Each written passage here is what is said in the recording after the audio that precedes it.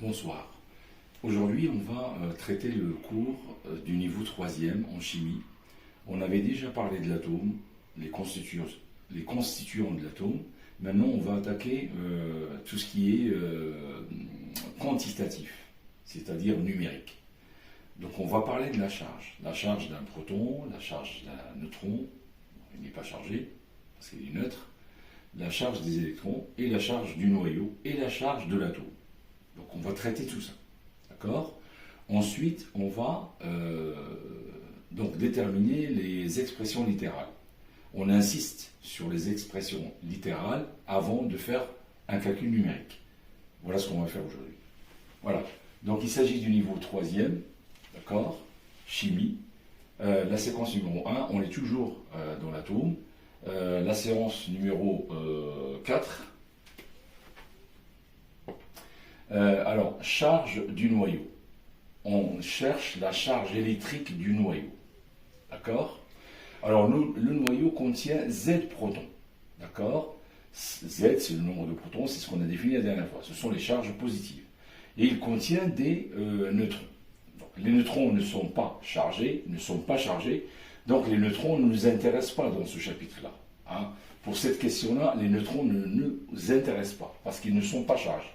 Donc il ne faut pas les comptabiliser. Donc la charge du noyau, c'est la charge, hein, Q ça veut dire charge, des Z protons. D'accord? La charge des Z protons est égale à Z fois la charge d'un seul proton. D'accord? Donc c'est comme si on voulait calculer la masse de 3 ballons, sachant que chaque ballon pèse 1 kg. D'accord? La masse de 3 ballons est égale à 3 fois la masse d'un ballon. 3 fois 1 kg, ça fait 3 kg.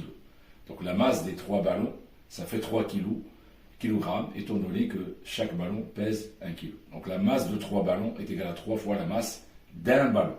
Pour les charges, c'est pareil. La charge de Z protons, Z c'est un nombre, c'est le nombre de protons.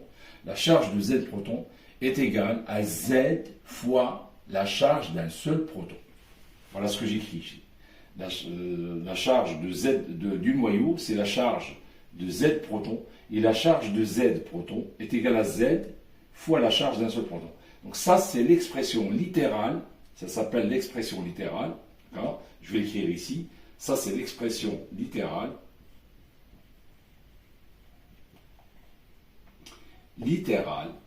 qu'on demande dans les contrôles. D'accord? On demande d'abord d'écrire toujours l'expression littérale avant de faire l'application numérique.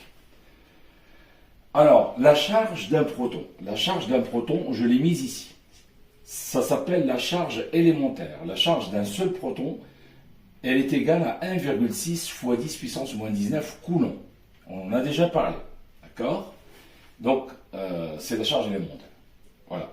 Donc, voilà l'expression de la charge du noyau. Maintenant, je vais donner un exemple d'un atome qui contient 3 protons. Donc, Z égale à 3 protons. Donc, 3 électrons. D'accord? Eh bien, si pour cet atome-là, la charge du noyau est égale à Z fois la charge d'un seul proton. Z ici égale à 3, donc je mets 3 ici. La charge d'un proton, c'est 1,6 10 puissance moins 19, c'est ce que j'ai mis ici.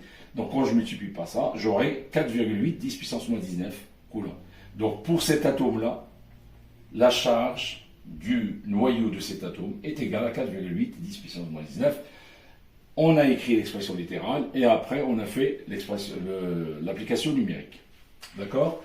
Un exercice. Donc là je donne un exercice. La charge d'un noyau, noté Q noyau, est égale à 16 fois 10 puissance moins 19 coulombs. J'ai un atome dont la charge du noyau est donnée ici. Alors ma question petit a est calculer Z, c'est-à-dire calculer le nombre de protons. Étant donné qu'on a la charge du noyau, on peut calculer le nombre de protons. À la question B, on va déduire le nombre d'électrons.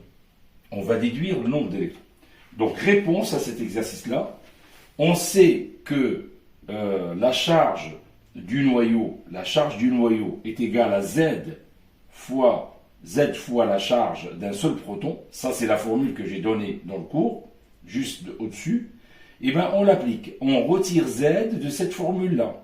D'accord? Z égale à Q noyau divisé par Q proton. C'est ce que j'ai marqué ici. Z égale à la charge du noyau divisé par la charge d'un proton. À partir de cette équation-là, où il y a une multiplication, donc pour trouver l'un des membres de multiplication, je divise l'autre par celui-là. Voilà.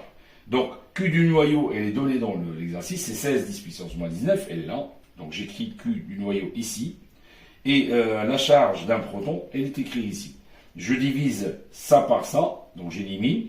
Ça fait 16 divisé par 1,6, 16 divisé par 1,6, ce qui nous donne 10. Donc, j'ai 10 protons, donc Z égale à 10. Comme j'ai 10 protons, eh bien, je déduis le nombre d'électrons, puisque j'ai autant de protons que d'électrons. Comme j'ai 10 protons, j'aurai 10 électrons. Voilà, j'ai répondu à mon exercice. Voilà. Donc, voilà un exemple. Voilà un exemple de calcul simple, d'accord, qu'il faut connaître. On commence toujours par écrire l'expression littérale avec des lettres, et ensuite on passe à l'application numérique.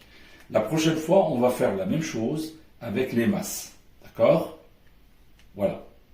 Je vous remercie et à la prochaine.